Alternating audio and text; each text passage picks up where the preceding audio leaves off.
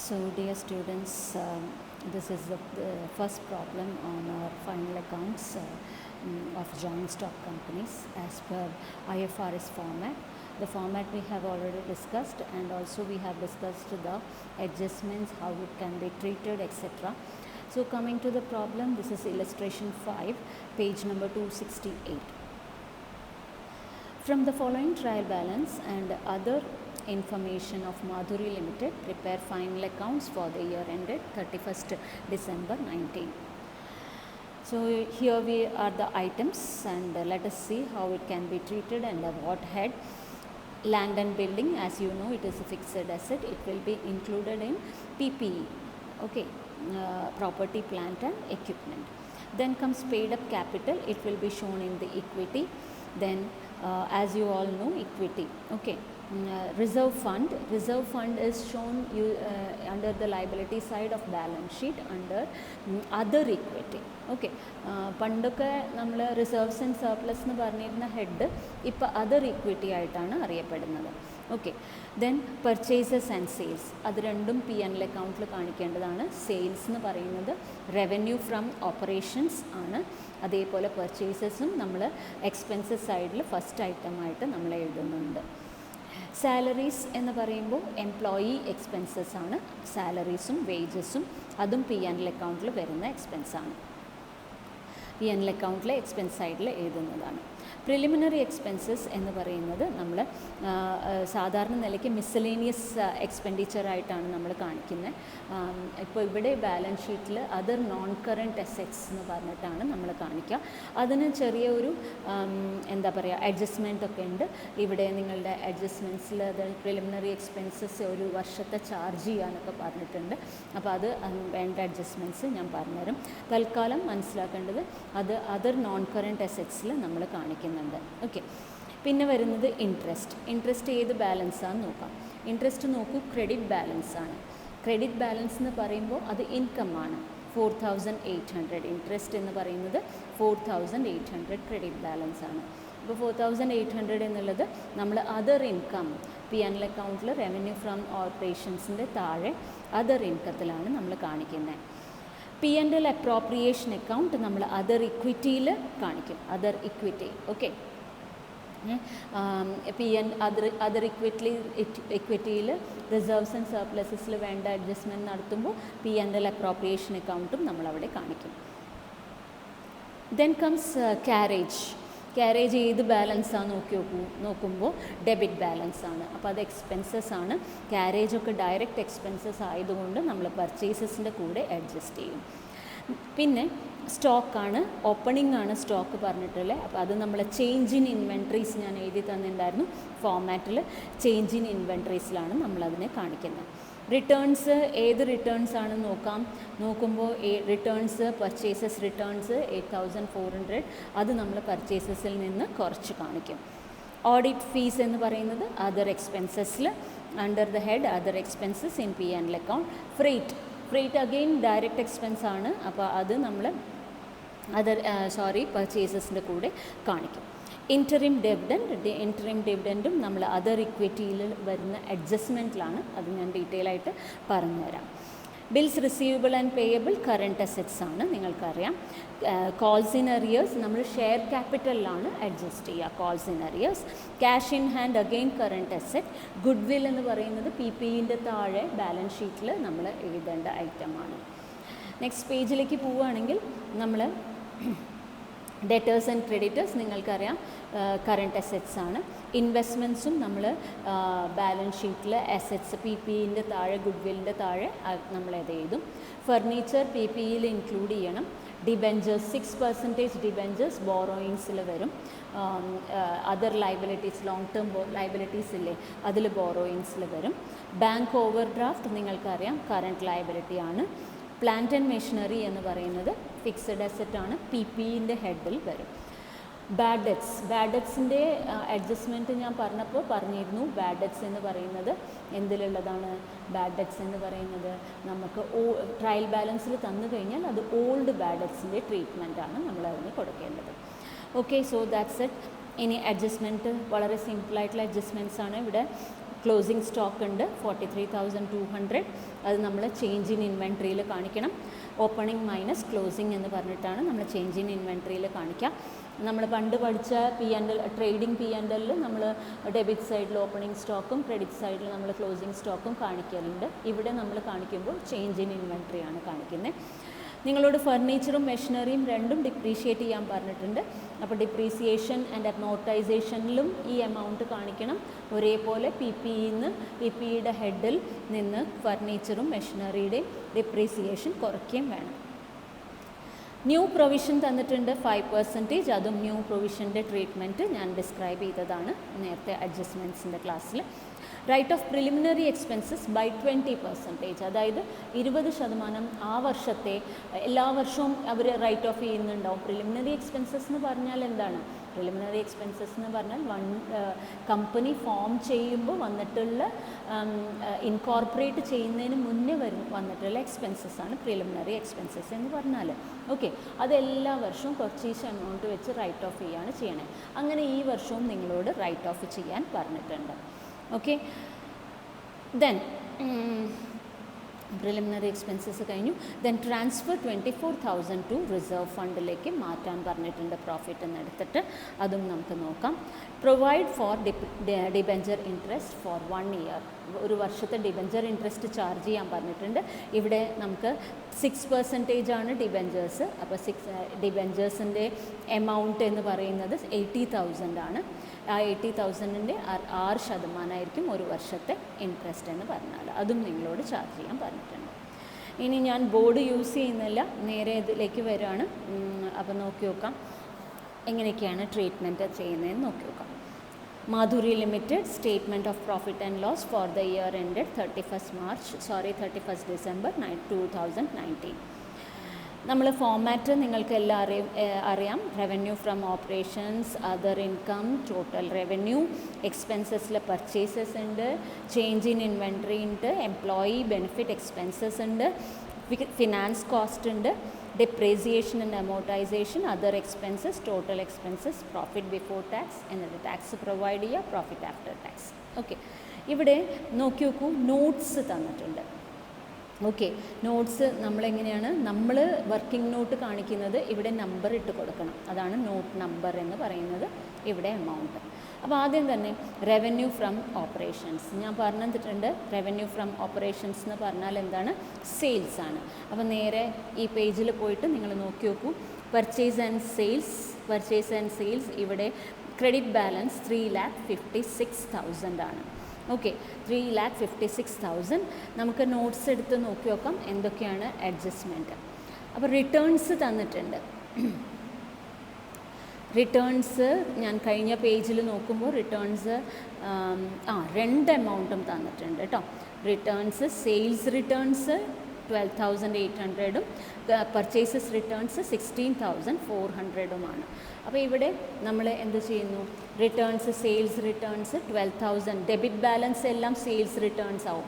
അപ്പോൾ ഫസ്റ്റ് തന്നെ revenue from operations sales returns sale of goods 3,56,000 less returns 12,800 net figure 3,43,200.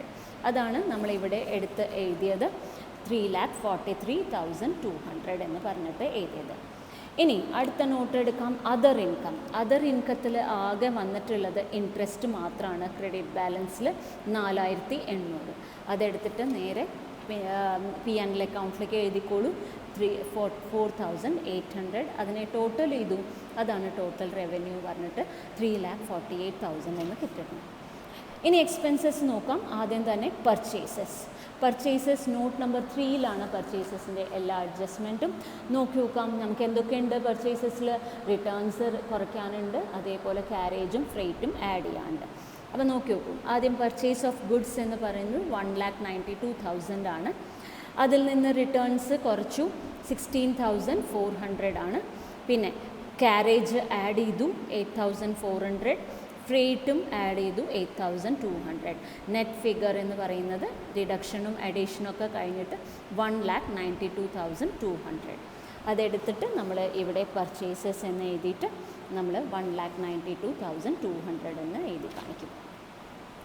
ഇനി അടുത്ത item എന്ന് പറയുന്നത് ചേഞ്ച് ഇൻ ഇൻവെൻട്രീസ് ആണ്. Change in inventories, let us see.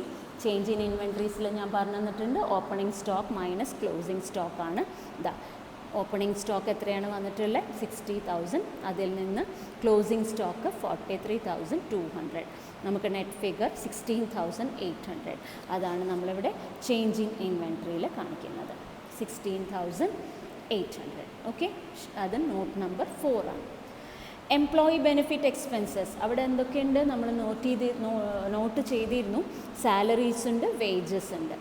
എംപ്ലോയിയിൽ സാലറീസും വേജസും ഉണ്ട്, രണ്ടും എമൗണ്ട് എഴുതി. വേജസ് 18,400ഉം സാലറീസ് 24,800ഉമാണ്. Total 43,200. That will be your employment expenses. Okay, ഇനി ഫിനാൻസ് കോസ്റ്റ്. ഫിനാൻസ് കോസ്റ്റ് എന്ന് പറയുന്നത് ഡിബെഞ്ചർ ഇൻട്രസ്റ്റ് ആണ്. ഓക്കെ, ഞാൻ പറഞ്ഞിരുന്നു 8,000ൻ്റെ 6%. ഓക്കെ, അതാണ് നമ്മൾ ഡിബെഞ്ചർ ഇൻട്രസ്റ്റ് അത് ഫിനാൻസ് കോസ്റ്റിൽ വരുന്നു. Okay, 1 minute, I am sorry. Debenture interest ആണ് ഫിനാൻസ് കോസ്റ്റ് ആയിട്ട് വന്നത്. നേരത്തെ പറഞ്ഞ ഇൻട്രസ്റ്റ് അതർ ഇൻകം ആണ്, ക്രെഡിറ്റ് ബാലൻസ് ആണ് തന്നിരുന്നത്. ഇത് നമുക്ക് അടയ്ക്കേണ്ട എമൗണ്ട് ആണ്, അഡ്ജസ്റ്റ്മെൻറ്റിൽ തന്നതാണ് 4,800. അതായത് 80,000 രൂപയുടെ 6%. ഇനി ഡിപ്രീസിയേഷൻ ഉണ്ട്, ഫർണിച്ചറും മെഷീനറിയും. ഓക്കെ, എത്രയാണ് ഫർണിച്ചർ ഉണ്ടായിരുന്നത് നമുക്ക് നോക്കി നോക്കാം. ഫർണിച്ചർ നമുക്ക് തന്നിട്ടുള്ള എമൗണ്ട്, ഫർണിച്ചർ എന്ന് പറഞ്ഞ് തന്നിട്ടുള്ളത് 28,000 ആണ്. പിന്നെ അതേപോലെ മെഷീനറി നമുക്ക് തന്നിട്ടുണ്ട്. 1 minute, ഞാൻ ഒന്ന് ചെക്ക് ചെയ്ത് നോക്കട്ടെ. ഇവിടെ machinery. Okay, plant and machinery ഇവിടെ തന്നെ ഉണ്ടായിരുന്നു. പ്ലാന്റ് ആൻഡ് മെഷീനറി എന്ന് പറയുന്നത് 1,20,000. ഇതിൻ്റെ മുകളിൽ 5% ഡിപ്രീസിയേഷൻ ഫർണിച്ചറിനും 10% ഡിപ്രീസിയേഷൻ മെഷീനറിക്കും ചാർജ് ചെയ്തു. അപ്പോൾ നമുക്ക് എത്ര കിട്ടി? 5% എന്ന് പറയുമ്പോൾ എന്താ പറയുക 1,400. Furniture depreciation on furniture 1,400. അതേപോലെ ഡിപ്രീസിയേഷൻ ഓഫ് മെഷീനറി എന്ന് പറയുന്നത് 12,000 ആണ്. അപ്പോൾ total depreciation 13,400. It should be included in the under the head depreciation and amortization expenses. Okay, ഇനി അടുത്തത് അതർ എക്സ്പെൻസ്. അവിടെ ഓഡിറ്റ് ഫീസ് എന്തായാലും വേണ്ടി വരും. ഓഡിറ്റ് ഫീസ് നമ്മൾ എഴുതി, ഓഡിറ്റ് ഫീസ് എഴുതി. അതിന് മുമ്പ് പ്രിലിമിനറി എക്സ്പെൻസ് ഉണ്ട്, അത് പറഞ്ഞുതരാം ഞാൻ. 8,400 ഓഡിറ്റ് ഫീസ് നമ്മൾ എഴുതി. നമുക്ക് അറിയുന്ന കാര്യങ്ങൾ ആദ്യം എഴുതാമല്ലോ. ബാഡ് ഡെറ്റ് ഉണ്ട്. ബാഡ് ഡെറ്റ് ഓൾഡ് പറഞ്ഞിട്ട് തന്നിട്ടുണ്ട്. അത് ഞാൻ പറഞ്ഞു ഓൾഡും ന്യൂവും കൂടി ആഡ് ചെയ്യുകയാണെന്ന് ഞാൻ അന്നത്തെ അഡ്ജസ്റ്റ്മെൻറ്റിൽ പറഞ്ഞിരുന്നു. അപ്പോൾ ഇവിടെ ന്യൂ ഇല്ലാത്ത സ്ഥിതിക്ക് ഓൾഡ് മാത്രം നമ്മൾ എഴുതാണ് 5,500. പ്രൊവിഷൻ മെയിൻറ്റെയിൻ ചെയ്യാൻ പറഞ്ഞു. എത്ര ശതമാനമാണ് പ്രൊവിഷൻ മെയിൻറ്റെയിൻ ചെയ്യാൻ പറഞ്ഞത് നോക്കട്ടെ. Provide reserve four bad and doubtful debts 5%. എന്തിൻ്റെ 5% ആയിരിക്കും? ഡെറ്റേഴ്സിൻ്റെ 5% ആയിരിക്കും. അപ്പോൾ debtors and creditors first item നിങ്ങൾക്ക് കാണാമല്ലേ, 28,200. അതിൻ്റെ 5% പ്രൊവിഷൻ ഫോർ ബാഡ് ഡെറ്റ് എന്ന് പറയുന്നത്. സോ 1,410. ഇനി പറയാൻ ബാക്കിയുള്ളൊരു ഐറ്റം ഉണ്ട്, പ്രിലിമിനറി എക്സ്പെൻസസ്. പ്രിലിമിനറി എക്സ്പെൻസസ് എന്താണെന്ന് ഞാൻ പറഞ്ഞു. അത് എല്ലാ വർഷവും കുറച്ച് ശതമാനം വെച്ചിട്ട് റൈറ്റ് ഓഫ് ചെയ്ത് കൊണ്ടുവരും. അപ്പോൾ അത് റൈറ്റ് ഓഫ് ചെയ്യുന്ന എമൗണ്ട് P&L അക്കൗണ്ടിലും കാണിക്കും, ഒരേ സമയം ബാലൻസ് ഷീറ്റിലും അത് കൺസിഡർ ചെയ്യും. അപ്പോൾ അതേപോലെ ഇവിടെ P&L അക്കൗണ്ടിൽ പ്രിലിമിനറി എക്സ്പെൻസസ് റിട്ടേൺ ഓഫ് 16,000ൻ്റെ 20% 3,200 നമ്മൾ പ്രിലിമിനറി എക്സ്പെൻസസ് അത് അതർ എക്സ്പെൻസസിൽ കാണിച്ചിട്ടുണ്ട്. So let us take the total, you will get 18,510. 18,510. Now coming to balance sheet. Balance ഷീറ്റിൻ്റെ ഹെഡ്സ് ഒന്ന് നോക്കിക്കോളൂ. അസെറ്റ്സ് സൈഡിൽ നോൺ കറൻറ്റ് അസെറ്റ്സ് ഉണ്ട്, കറൻറ്റ് അസെറ്റ്സ് ഉണ്ട്. ഓക്കെ, പിന്നെ ലയബിലിറ്റി സൈഡിൽ ഇക്വിറ്റി ആൻഡ് ലയബിലിറ്റീസ്. ഇക്വിറ്റി എഴുതും, ലയബിലിറ്റീസിൽ നോൺ കറൻറ്റ് ലയബിലിറ്റീസും എഴുതും, അതേപോലെ കറൻറ്റ് ലയബിലിറ്റീസും നമ്മൾ എഴുതും. സോ ഈ ഹെഡ്സ് തറോ ആവണം, എക്സാമിനേഷന് മുന്നേ തറോ ആവണം. First of all non current അസെറ്റ്സിൽ PPE, property plant and equipment. നമുക്കറിയാം അവിടെ മെഷീനറി ഉണ്ട്, മെഷീനറിയിൽ നിന്ന് നമുക്ക് കുറയ്ക്കേണ്ട ഐറ്റം ഉണ്ട് ഡിപ്രീസിയേഷൻ. അതേപോലെ ഫർണിച്ചർ ഉണ്ട്, അതും നമുക്ക് കുറയ്ക്കാം. Let us go to note number 9. Land and building. Okay, land and building എത്രയാണ് വരുന്നത് നോക്കി നോക്കാം. ലാൻഡ് ആൻഡ് ബിൽഡിംഗ് നിങ്ങൾക്കുള്ളത്, ലാൻഡ് ആൻഡ് ബിൽഡിങ്ങും ഉണ്ടായിരുന്നു, അത് മിസ് ചെയ്തിരുന്നു പറയാൻ. 1 lakh ഉണ്ട്. പിന്നെ പ്ലാന്റ് ആൻഡ് മെഷീനറി 1,20,000. അതിൻ്റെ 10% ഡിപ്രീസിയേഷൻ നമ്മൾ കണ്ടിരുന്നു. 12% ആണ്. ഫർണിച്ചർ ഉണ്ട് 28,000. അതിൻ്റെയും എന്താണ് ഡിപ്രീസിയേഷൻ നമ്മൾ കണ്ടിരുന്നു. 5% 1,400. അപ്പോൾ ടോട്ടൽ PPE പറയുന്നത് 2,34,600. അത് നമ്മൾ ഇങ്ങോട്ടേക്ക് ബാലൻസ് ഷീറ്റിലേക്ക് എടുത്ത് എഴുതി. ബാലൻസ് ഷീറ്റിലേക്ക് PPE നമ്മൾ എടുത്ത് എഴുതി. ഓക്കെ, ഇനി ഗുഡ് വില്ലാണ്. ഗുഡ് വിൽ നിങ്ങൾക്ക് പ്രോബ്ലത്തിൽ തന്നെ തന്നിട്ടുണ്ട്. ഗുഡ് വിൽ എഴുതിക്കോളൂ. 24,800. അതിൽ പ്രത്യേകിച്ച് അഡ്ജസ്റ്റ്മെൻറ്റൊന്നും ഇല്ല. Then comes financial assets. Financial assets ഞാൻ പറഞ്ഞു നോൺ കറൻറ്റ് നേച്ചറിലുള്ള ഫിനാൻഷ്യൽ അസറ്റ്സ്. ട്രേഡ് റിസീവബിൾസും മറ്റു കാര്യങ്ങളും നോൺ കറൻറ്റ് നേച്ചറിൽ വരുന്ന ഫിനാൻഷ്യൽ അസറ്റ്സ് നമ്മൾ നോക്കാം. അത് നോട്ട് നമ്പർ 10-ലാണ് ഉള്ളത്. ഫിനാൻഷ്യൽ അസറ്റ്സിൽ ഇവർ കാണിച്ചിട്ടുള്ളത് ഇൻവെസ്റ്റ്മെൻറ്റ് മാത്രമാണ്. അപ്പോൾ ഈ ഇൻവെസ്റ്റ്മെൻറ്റ് മാത്രം അതിലേക്ക് എഴുതാം. 34,000 ഇൻവെസ്റ്റ്മെൻറ്റ് 34,000. ഇനി other non-current assets, it comes under schedule എന്ന് വന്നു പോവാണ്. നോട്ട് നമ്പർ 11 ആണ്. Let us see what is in note number 11. Other non current അസറ്റ്സിൽ ഇവിടെ ശ്രദ്ധിക്കാനുള്ള ഐറ്റമാണ്. ഒന്ന് നോട്ട് ചെയ്തോളൂ. ഇവിടെ പ്രിലിമിനറി എക്സ്പെൻസസ് എന്ന് പറഞ്ഞ് 16,000 ഉണ്ട്. ഓക്കെ, ഇതിൽ നിന്ന് നമുക്കറിയാം ആ വർഷത്തെ, ശ്രദ്ധിച്ച് കേൾക്കണേ, ആ വർഷത്തെ നമ്മൾ പറയുന്നത് പ്രിലിമിനറി എക്സ്പെൻസസ് റൈറ്റ് ഓഫ് ചെയ്തിട്ടുണ്ട്. ഓക്കെ, ഇത് എന്ന് പറയുന്നത് ക്ലോസിങ്, ഈ വർഷം റൈറ്റ് ഓഫ് ചെയ്തതാണ്.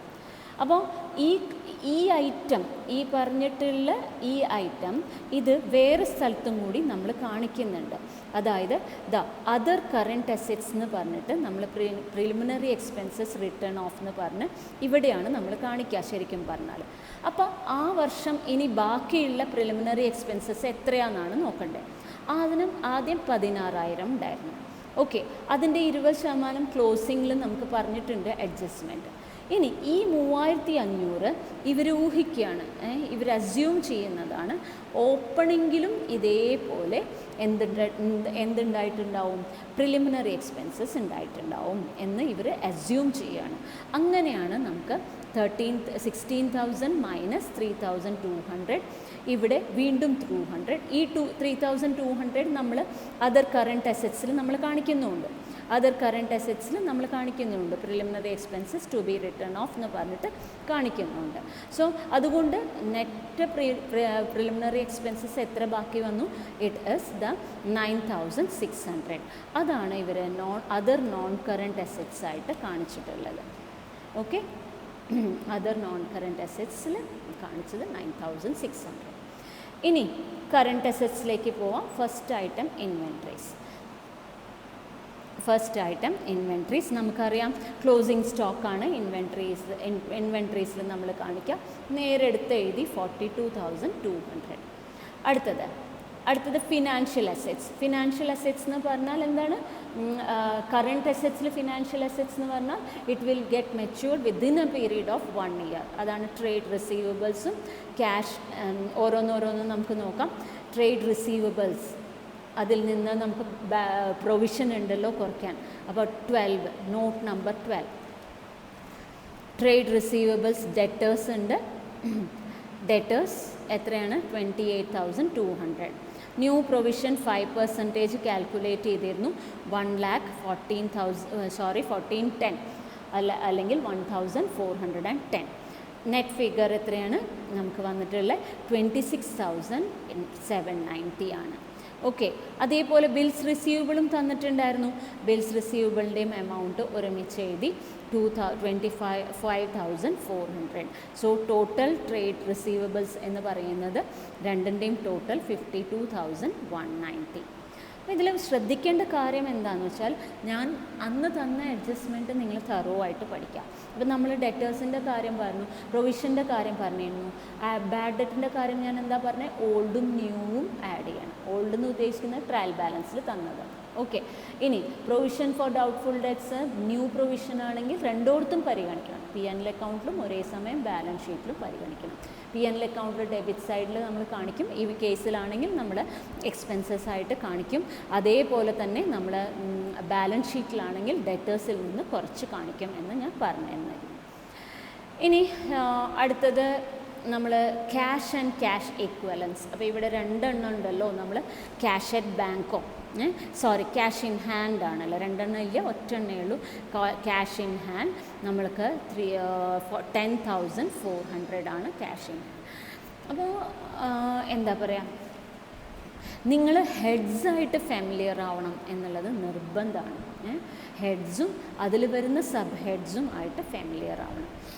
പിന്നത്തെ ഐറ്റം എന്താണ്, other current assets. Other current assets it is included in not number 40. നോക്കി നോക്കാം അതർ കറൻറ്റ് അസെറ്റ്സിൽ എന്തൊക്കെയാണുള്ളത്. ഞാൻ നേരത്തെ പറഞ്ഞിരുന്നു പ്രിലിമിനറി എക്സ്പെൻസസ് ആ വർഷം റിട്ടേൺ ഓഫ് ചെയ്തത്, അതായത് 3,800 മാത്രമേ അതർ കറൻറ്റ് അസെറ്റ്സിലായിട്ട് ഉള്ളൂ. ഇനി അടുത്ത സെക്ഷൻ എന്ന് പറയുന്നത് ഇക്വിറ്റി ഷെയർ ക്യാപ്. ഇക്വിറ്റിയാണ്, ഇക്വിറ്റി ആൻഡ് ലയബിലിറ്റീസ്. അതിൽ ഫസ്റ്റ് ഐറ്റം ഷെയർ ക്യാപിറ്റലാണ്. നമുക്ക് കോളിംഗ് അരിയേഴ്സിൻ്റെ അഡ്ജസ്റ്റ്മെൻറ്റ് ഉള്ളതുകൊണ്ട് നോട്ട് ക്രിയേറ്റ് ചെയ്തു. 15 ആണ് നോട്ട് നമ്പർ 15. നോക്കി നോക്കാം, equity share capital 1,200 equity shares of ₹100 each, അതായത് 1,20,000. ഇതിൽ നിന്ന് കോൾസ് ഇൻ അരിയേഴ്സ് കുറയ്ക്കണം. നമുക്ക് തന്നിട്ടുണ്ടായിരുന്നു, എമൗണ്ട് തന്നിട്ടുണ്ടായിരുന്നു 8,000. അതാണ് കോൾസ് ഇൻ അരിയേഴ്സ് എന്ന് പറയുന്നത്. നെറ്റ് ഫിഗർ എന്ന് പറഞ്ഞാൽ 1,12,000 എന്ന് പറയുന്നത് നെറ്റ് ഫിഗർ ആണ്. സോ ഇവിടെ എഴുതാം നമുക്ക് share capital 15 not number 15 1,12,000. Okay, ഇനി അതർ ഇക്വിറ്റിയിലാണ് എല്ലാ റിസർവ്സ് ആൻഡ് സർപ്ലസസ്. അപ്പോൾ നല്ലോണം ശ്രദ്ധിക്കുക. ആദ്യം നമ്മൾ റിസർവ് ഫണ്ട് എന്ന് സ്റ്റാർട്ട് ചെയ്തു. അത് നമ്മളുടെ ട്രയൽ ബാലൻസിൽ തന്നിട്ടുണ്ട്. റിസർവ് ഫണ്ട് എന്ന് പറഞ്ഞിട്ട് തന്നിട്ടുണ്ട് 32,000 തന്നിട്ടുണ്ട്. എന്നിട്ട് നമ്മളോട് പറഞ്ഞു ഈ വർഷം മാറ്റാൻ പറഞ്ഞിരുന്നു. ഓക്കെ, അപ്പോൾ മാറ്റിക്കോളൂ, ട്രാൻസ്ഫർ ഡ്യൂറിങ് ദ ഇയർ എന്ന് പറഞ്ഞിട്ട് 24,000 നമ്മളോട് മാറ്റാൻ പറഞ്ഞിരുന്നു. ഇത് പറഞ്ഞപ്പോൾ നമ്മൾ നേരത്തെ ഒരു കാര്യം, ഇപ്പോൾ നമ്മൾ എന്താ പറയുക, പി ആൻഡ് എൽ അക്കൗണ്ട് എടുത്തപ്പോൾ നമ്മൾ ബാലൻസ് ചെയ്തില്ലല്ലോ, ടോട്ടൽ എക്സ്പെൻസസും ബാലൻസും ഒന്ന് നോക്കി നോക്കൂ. ബാലൻസ് ചെയ്തപ്പോൾ ടോട്ടൽ എക്സ്പെൻസസ് നമുക്ക് വന്നത് 2,88,910 ആണ്. ഇൻകം 3,48,000 ആണ്. അപ്പോൾ P and L account before tax എന്ന് പറയുന്നത് 59,090 ആണ്. ടാക്സിൻ്റെ പ്രത്യേക ഇൻഫർമേഷൻ തരാത്തതുകൊണ്ട് അത് ന്യൂ പ്രോഫിറ്റാണ്, ഈ വർഷത്തെ പ്രോഫിറ്റാണ്. ഓക്കെ, ഇൻഫർമേഷനൊന്നും തരാത്തതുകൊണ്ട് നമ്മൾ എന്ത് ചെയ്യുന്നു, ആ ടാക്സ് എടുക്കുന്നില്ല, അതുതന്നെയാണ് പ്രോഫിറ്റായിട്ട് കണക്കാക്കുന്നത്.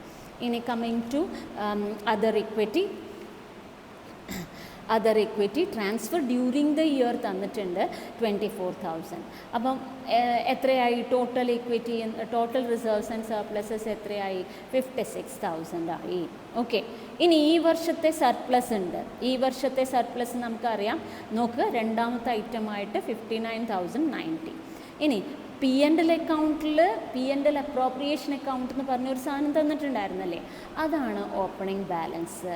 അതെത്രയാണ്, 64,500. അതായത് കഴിഞ്ഞ വർഷത്തെ പി ആൻഡ് എൽ അക്കൗണ്ടിലെ ബാലൻസ് ആയിരുന്നു അത്, 64,500. അപ്പോൾ ഈ വർഷത്തെ ഓപ്പണിംഗ് ബാലൻസ് ആയിട്ട് എടുത്തു 1,23,590. അപ്പോൾ ഇത് പ്രത്യേകം ശ്രദ്ധിക്കണം, ഇതിലെ അഡ്ജസ്റ്റ്മെൻറ്റ്സ് കഴിഞ്ഞിട്ടില്ല.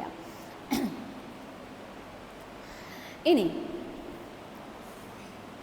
അപ്പോൾ എന്താണ് ഇവിടെ അഡ്ജസ്റ്റ് ചെയ്യേണ്ടത്, സർപ്ലസ് അഡ്ജസ്റ്റ് ചെയ്യണം.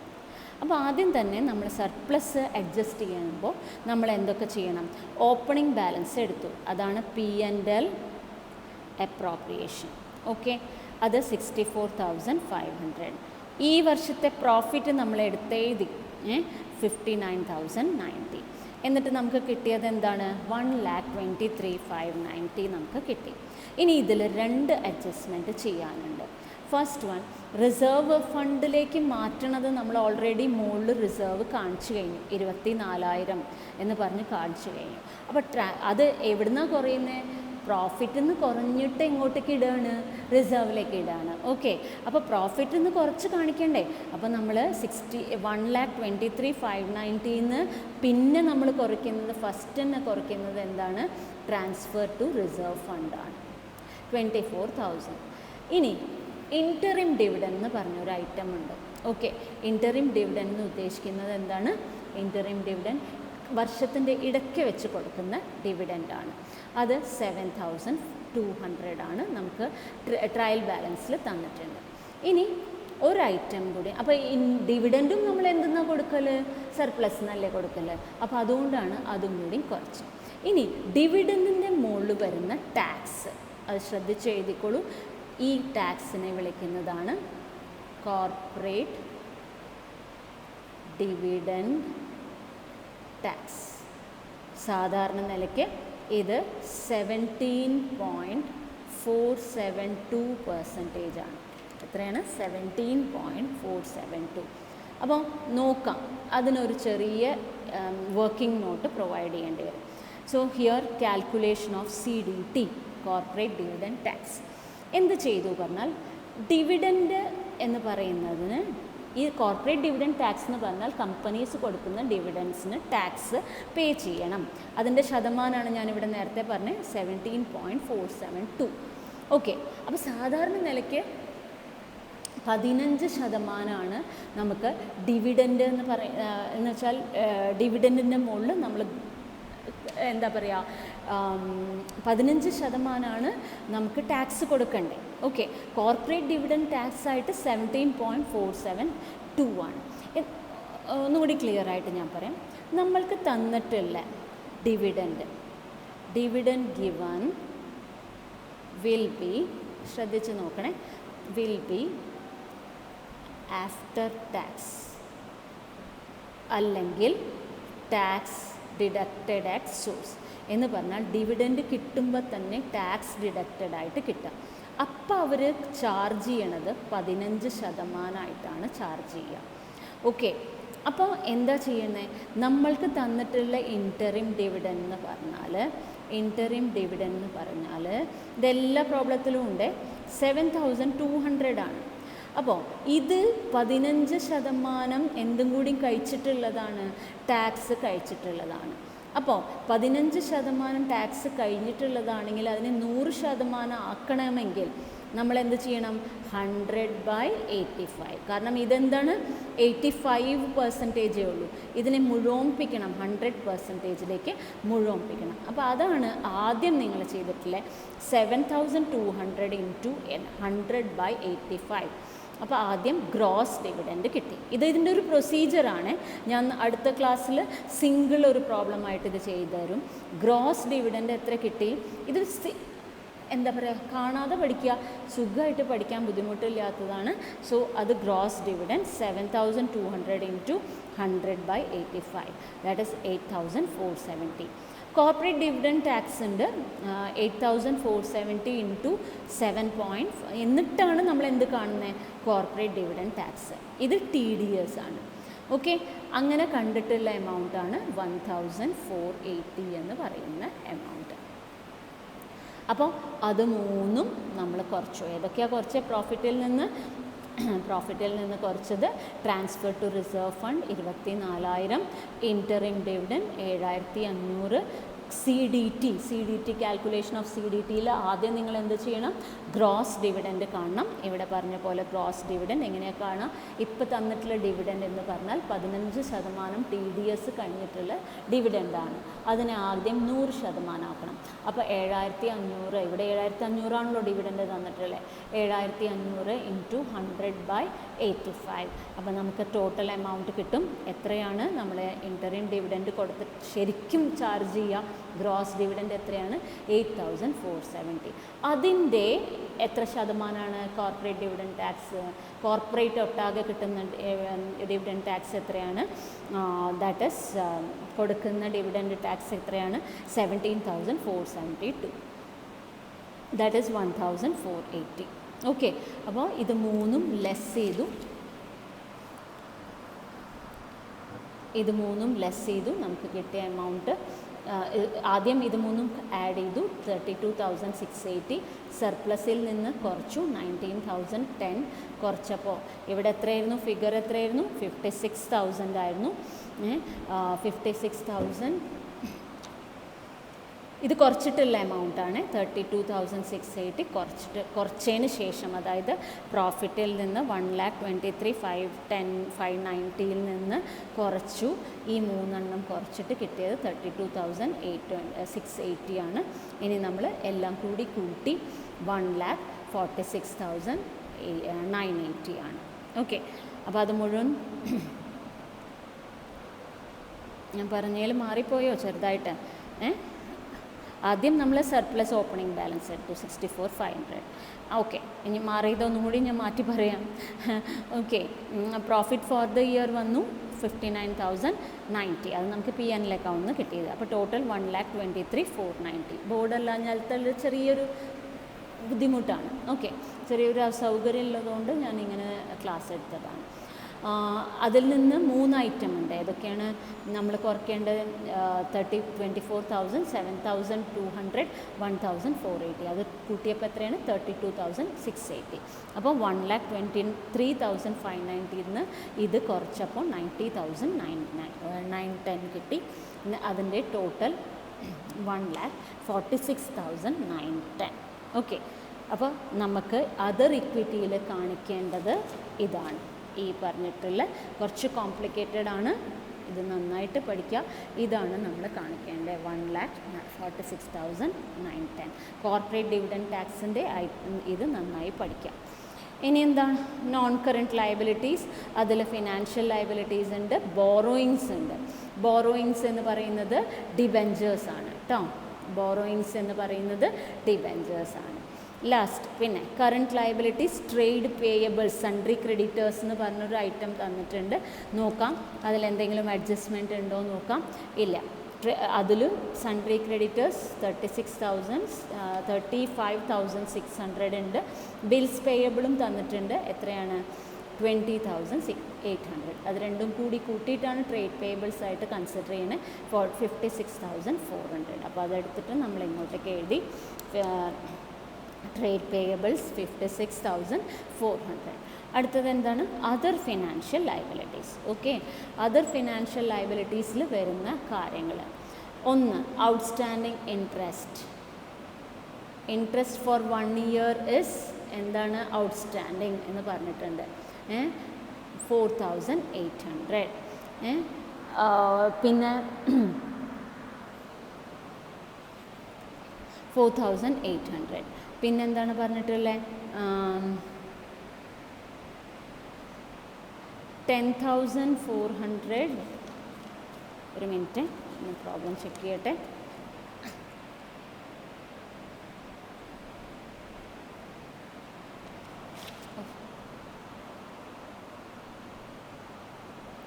ഓക്കെ, 10,400 എന്ന് പറയുന്നത് ക്യാഷ് ഇൻ ഹാൻഡ് ഉണ്ട്. അതാണ് നമുക്ക് ഡെബിറ്റ് ബാലൻസ് ആയിട്ടാണ് തന്നിട്ടുള്ളത്. 10,400 cash in hand, debit balance ആണ് 10,400. ഇപ്പോൾ ഇതിവിടെ